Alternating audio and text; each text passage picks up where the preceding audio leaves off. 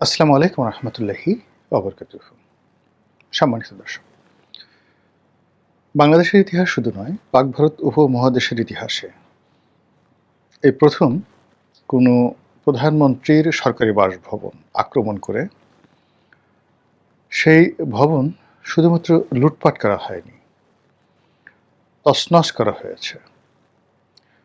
এবং সেই ভবনকে তুচ্ছ এবং তাচ্ছিল্য করা, মানে প্রধানমন্ত্রীর বাসভবনকে তুচ্ছ এবং তাচ্ছিল্য করার মাধ্যমে প্রধানমন্ত্রীর পদটিকে এতটা খেলনা বানিয়ে দেওয়া হয়েছে।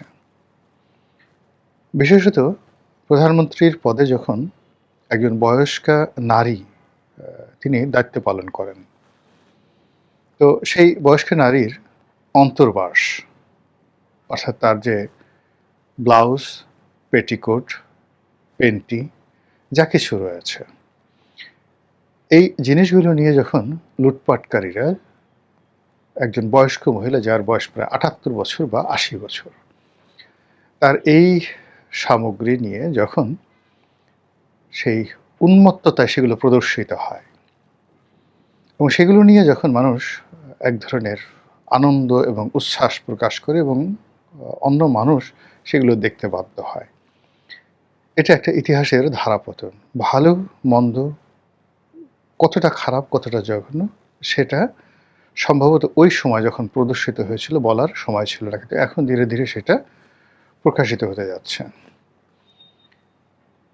বঙ্গভবনের এবং গণভবনের যা কিছু সম্পদ, অর্থাৎ সরকার প্রধান এবং রাষ্ট্রপ্রধানের যা কিছু সম্পদ, সব কিছুই রাষ্ট্রের।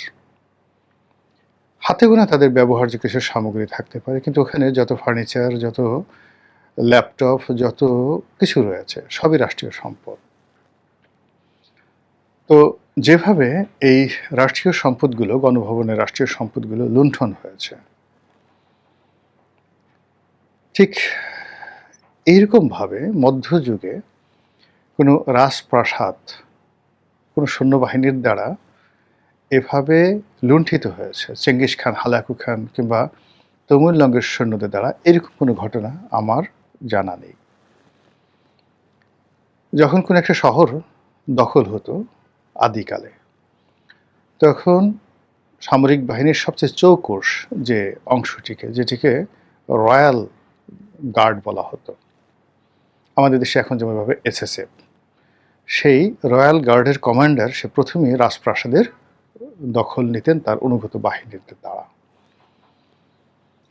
এবং যা কিছু সেখানে কালেকশন করা হতো এগুলো সবই একটা সিজার লিস্ট। আজকের আধুনিক পদ্ধতিতে আমরা যেগুলোকে সিজার লিস্ট বলি, সেইভাবে সিজার লিস্ট করা হতো। এগুলোর মধ্যে বই, পুস্তক, দলিল, দস্তাবেজ, ব্যবহার্য সামগ্রী, স্বর্ণ মুদ্রা থেকে শুরু করে যা কিছু ছিল এগুলো সব সিজার লিস্ট করা হতো। এমনকি দাস দাসী থেকে শুরু করে ওই হেরেমে বসবাসরত যে রমণী, তাদেরকেও এই লিস্টের অধীন আনা হতো। তারপর সেগুলো কোনটা রাজা নেবেন, কোনটা সেনাপতি নেবেন, কোনটা সাধারণ সৈন্যরা নেবেন, আর কোনটা বাজারে বিক্রি করবেন, আর কোনটা যে বিজয়ী রাজা তার রাজকোষে জমা হবে, এটার একটা লিখিত বিধান ছিল। এমনকি যে আইয়ামে জাহিলিয়াত, সেই যুগেও সেটা ছিল। কিন্তু আমাদের গণভবন যেভাবে লুণ্ঠিত হয়েছে, এই লুণ্ঠনের ইতিহাস আপনি কোথাও খুঁজে পাবেন না। এমনকি ফ্রেঞ্চ রেভলিউশনের পরে, বাস্তিল দুর্গের পতনের পরেও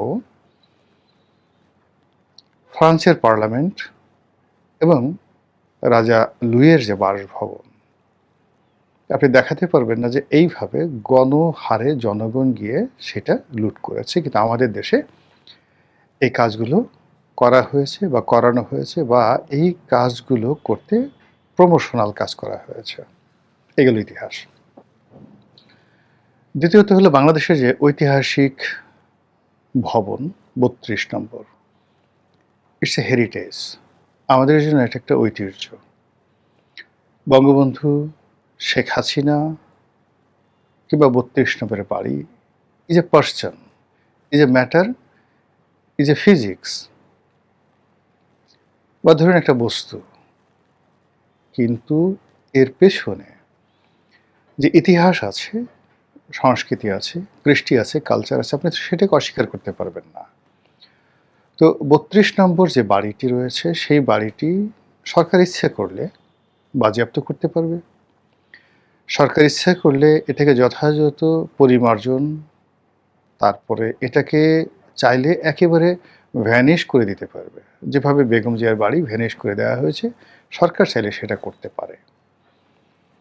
কিন্তু যখন এরকম একটা হেরিটেজকে আপনি জনগণের হাতে ছেড়ে দিবেন, ক্রোধান্বিত জনগণ, ইট মিনস আপনার পুরো রাষ্ট্রের যে সিস্টেম, সেই সিস্টেম এতটা বিপদ এবং বিপত্তিদের মধ্যে পড়বে যে আগামীতে রাষ্ট্রের যে কোনো গুরুত্বপূর্ণ স্থাপনা, যে কোনো গুরুত্বপূর্ণ দলিল, যে কোনো গুরুত্বপূর্ণ সহায় এবং সম্পত্তি, সব কিছু, যেটিকে কেপিআই জোন বলা হয়, সব কিছু যে লুণ্ঠন হবে সাধারণ মানুষের দ্বারা, এর একটা পথ করে দিলেন। ফলে গণভবন এবং ৩২ নম্বর, এই দুটো ভবনের যে ডাকাতি, রাহাজানি, লুটপাট, এগুলো নিয়ে ডে বাই ডে যত দিন যাচ্ছে তত মানুষের ক্রোধ বাড়ছে, ক্ষোভ বাড়ছে, বিচার চাচ্ছে। এবং যারা এই কর্মগুলো করে একটা সময় খুব আনন্দ উপভোগ করতেন, এখন তারা সবাই হতাশায় ভুগছেন, অনেকে আতঙ্কে ভুগছেন এবং নানা রকম সামাজিক, মানসিক, পারিপার্শ্বিক এবং প্রাকৃতিক জটিলতায় পড়ছেন। আপনি যদি কোনো ব্যক্তির হক নষ্ট করেন, এই দুনিয়াতে আপনাকে তার কর্মফল ভোগ করতে হবে। আপনি যদি কোনো সম্মানিত ব্যক্তির সম্মানহানি করেন, খোদার কসম, আল্লাহর কসম, সম্মানিত ব্যক্তির সম্মান হানি করলে আরশে আজিম পর্যন্ত কেঁপে ওঠে। আপনার রিজিক বন্ধ হয়ে যায়। আপনার জন্য আল্লাহর যে সকল নেয়ামত অনিবার্য ছিল, আল্লাহ নিজে যেগুলো আপনার জন্য দিয়েছেন, সেগুলো আল্লাহ উঠিয়ে নেন। এর কারণ হলো আল্লাহ স্বয়ং সম্মান দেন ব্যক্তিকে। কাজেই আল্লাহ যাকে সম্মান দিয়েছেন, মর্যাদা দিয়েছেন, পদ এবং পদবি দিয়েছেন, তার উপর নিষ্ঠুর আচরণ করতে গিয়ে আপনাকে ১০০ বার চিন্তা করতে হবে এবং সীমার মধ্যে থাকতে হবে। ৩ নম্বর হলো মর্যাদাবান। সম্মান এবং মর্যাদা আর একটা জিনিস। কিছু মানুষ সমাজে আছেন যারা পদ পদবীর বাইরে গিয়েও মানুষের সম্মান, ভালোবাসা, বিশ্বাস, আস্থার এবং প্রেরণার উৎস হিসেবে থাকেন। এই মর্যাদাবান মানুষগুলোকে বলা হয় প্রজ্ঞাবান, the wisdom, the house of wisdom, হিকমা, হিকমার আধার, এই মানুষগুলো। এখন এইরকম সম্মানিত মানুষগুলো সাধারণত ধরুন অতীতে আপনি কনফুসিয়াসের কথা চিন্তা করেন, অ্যারিস্টটল, সক্রেটিসের কথা চিন্তা করেন, হযরত আলী রাদিয়াল্লাহু তাআলা আনহুর কথা চিন্তা করেন, সাহাবী অনেকে আছেন, কিন্তু হিকমা সম্পন্ন যে সাহাবী হযরত আলী রাদিয়াল্লাহু তাআলা আনহু। তারপর হযরত সেই লোকমান আলাইহিস সালাম, পরবর্তী যুগে ইবনে সিনা, জাবির আল হায়ান থেকে শুরু করে অন্য যে সকল স্কলার যারা হিকমা পেয়েছেন, ইমাম বুখারী, ৪ মাযহাবের ৪ ইমাম, সবাই হিকমাওয়ালা ছিলেন। কোনো রাষ্ট্র, কোনো সমাজ, কোনো দেশকাল যখন এদের দিকে আঙ্গুল তুলে তাকায়, মুহূর্তের মধ্যে আল্লাহর সর্বোচ্চ, মানে ওই যে সম্মানিত ব্যক্তিকে অসম্মান করলে যা হয় তার চেয়ে বেশি, যাকে বলা হয় গজব, আল্লাহর পক্ষ থেকে নাজিল হয়ে যায়।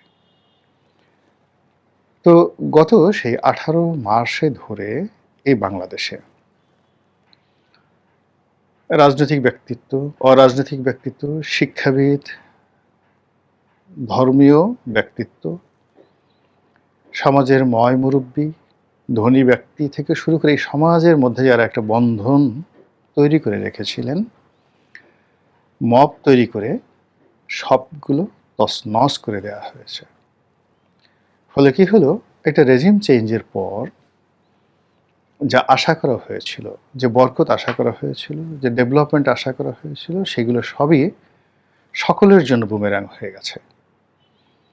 মানে যারা এটা সুবিধাভোগী তারা, যারা সাধারণ জনগণ তারা, যারা দেখেছে তারা, যারা এর কাছাকাছি গেছে প্রায় সবাই এখানে মজলুম হয়ে পড়েছে। এই সমাজ তাদেরকে ধারণ করতে পারছে না এবং আমাদের এই সমাজে এখন এতগুলো বিষয় কিলবিল করছে, এতগুলো সমস্যা যে একটু তাকিয়ে দেখেন যে এই সমস্যাগুলো থেকে আপনি আমি কেউ কিন্তু বাঁচতে পারছি না।